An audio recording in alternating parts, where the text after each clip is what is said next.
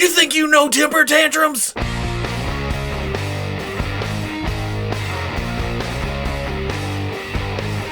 Okay people, welcome back to another Fwoosh review. Today we're taking a look at the Good Smile Company, Max Factory, Figma, My Hero Academia Bakugo. Now let me take you on a trip into the past, back when, like, these figures, this one and Midoriya, were first announced. Or last Toy Fair when McFarlane Toys announced their My Hero Academia line, and I was just kind of like, don't know anything about it. But because I like the design so much, and from people going, you gotta watch it, it's good, I went back and actually watched the show. Well, I'm up to the point where they just got their provisional licenses, so I'm invested. It's a neat show, it really is. I know some people look at it and go, oh, nope, sucks. And that's okay. But you're sitting here watching a My Hero Academia toy review.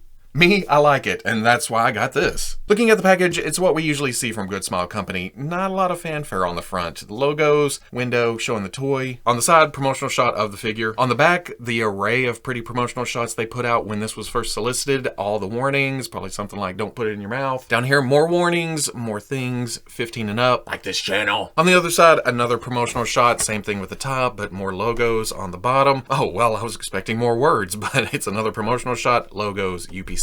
But let's get this open and see how much attitude this figure is going to give me. And all the words I expected on bottom are on the insert. But that opens up to instructions, well, what comes in the package, and then it's telling you that can be rotated, and watch out for the sharp points. And always my favorite part of, well, any toy. I like this with Mezco, and I first experienced this with Figma, and that's that they include a Ziploc bag to put the accessories in. And then a lot of companies put all the accessories visible in the window. Not Good Smile. Here's all the hands in a little baggie behind the figure, and a little Figma stand. And the package, the left arm was off at the, the swivel that they point out in the instructions. It seems to pop on and it's nice and tight, but when you rotate it, it wants to work its way off again. And after getting the figure out of the package, messing with it for a while, I come to the same conclusion that I come to with a lot of the Figma figures. They have articulation, they are fun, but they are limited in some ways. The biggie for me when it comes to this particular line is that, oh man, they look so good. Seriously, it looks like Bakugo stepped out of the TV screen. There's a softness to some of the parts, but that's the source material. Where it needs to be smooth or just a ridge sculpted in, that definitely happens, but when you need wrinkles like the baggier pants coming down to the boot, they absolutely nail that too. Where parts should stick out, like here at the top of the boot, just to give it a little bit more flavor, a little pizzazz,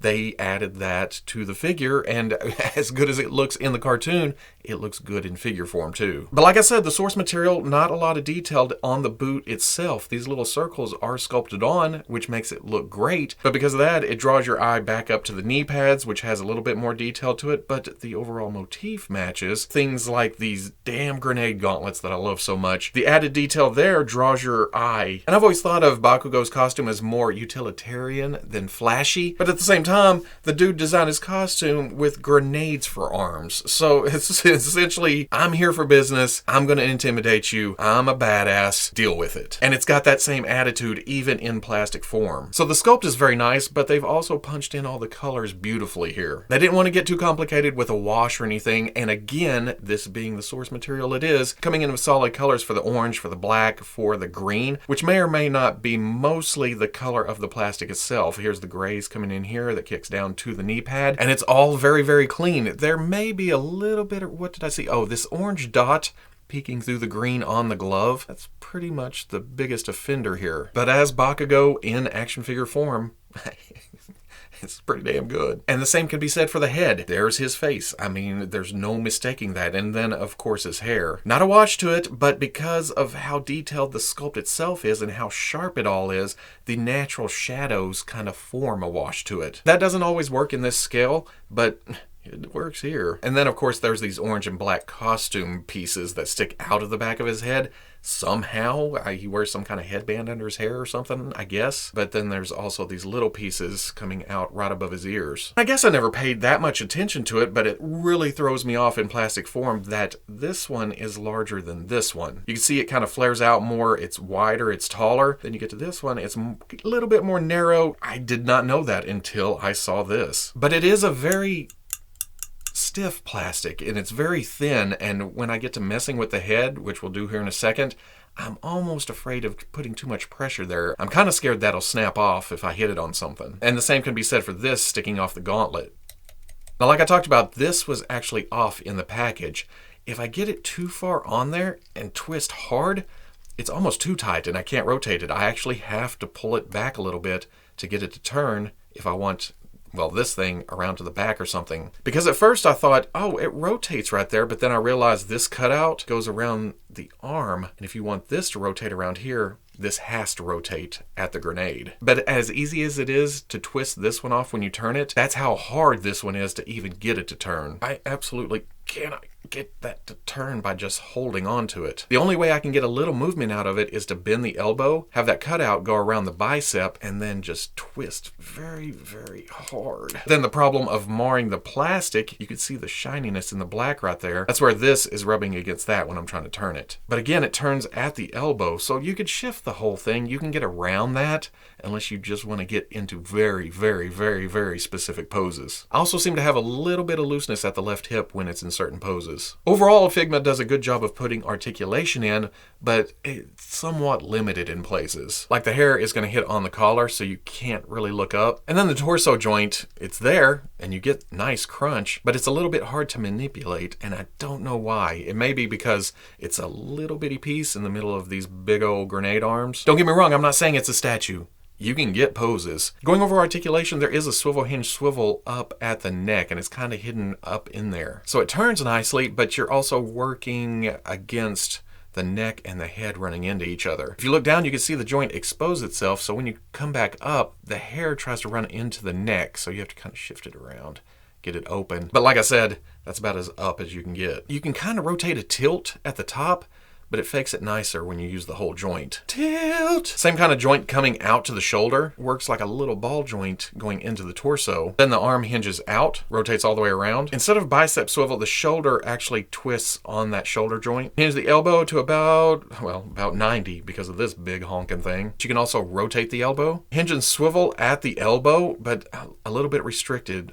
This thing. Ball joint mid-torso gets around. Then there's a ball joint at the waist too. The crotch piece is actually soft rubber with a ball joint going out to the hip, so it does, well, most of the way. Back, out, not terrible. Swivel on that ball joint. Single knee comes up past 90, that's not bad. Swivel at the boot. Hinge at the ankle goes back. Very nice forward. Forward facing pin for rocker that actually goes in, but not a lot of out. And then a toe joint goes up to about right there. For accessories, Bakugo comes with 2 fists, comes with 2 splayed out hands, comes with 2 grip hands, and then comes with 2 splayed out hands with pegs in them. For the grip hands, I'm not exactly sure what he's supposed to hold here, but each of the alternate hands came with this peg piece stuck in there. And at first I thought, man, that's just kind of a waste of plastic, huh? But I also realized with other action figures, sometimes I pop the hand off that came on in the package, and then I try to stick the other hand on, and suddenly it's very tight for whatever reason. Those clear pegs keep the hole a little bit more uniform, so it's just a little bit easier to pop the hand on. The reason for the 2 hands with the pegs in them is because of these effects pieces. These are translucent orange pieces sculpted into a nice little explosion. There is paint on top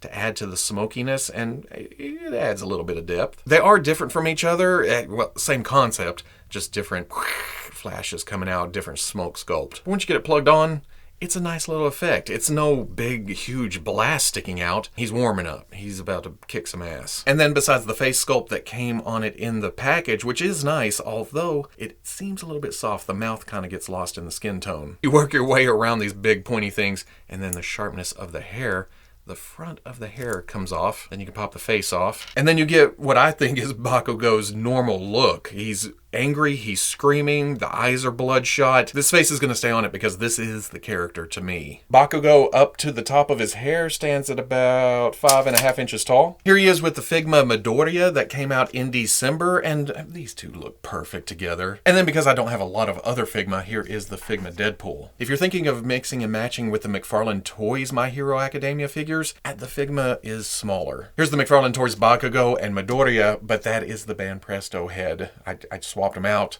I just think that looks better. You may be able to fudge these in with the McFarlane Toys larger characters like All Might or Shigaraki. Well, maybe these. He seems a little bit large, at least here. Forgot to mention the stand. It's pretty basic. It's a clear stand, 2 or 3 joints, Figma sculpted on the bottom. I think I had the same problem with Midoriya, is the peg on the stand is larger than the hole in the back. It doesn't want to go at all, and I'm already avoiding these pointy things on the back of the head, so I don't want to get too crazy. So I guess the stand is going in the pile of stands. So at the end of the day, as a new fan to the property overall, I'm loving these additions to the My Hero Academia shelf. Watching the show and how they deal with powers and costumes and just superheroing life in general, it's new, it's fresh, but at the same time, it's something I'm familiar with X-Men and all the other comics I've read for 40 some odd years. And my favorite thing in life is getting plastic representations of those characters. So with different companies having the license at the moment, there is a lot of options, but when it comes to Figma,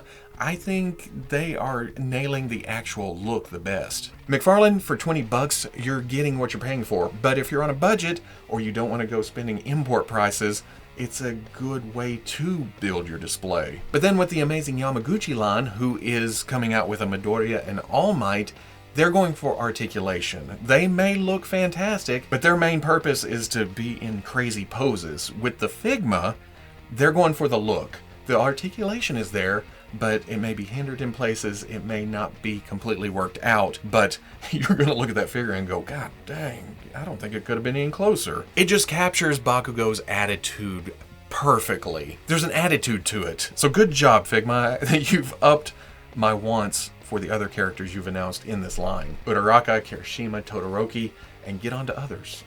We need all of them. So if you enjoyed the review, comment, like, subscribe, or whatever the platform you're watching this on allows. Much love to the plus. If you want to see videos early or are in a position to help out the channel, patreon.com. But wherever you may be watching this, I'll catch you on the Fwoosh.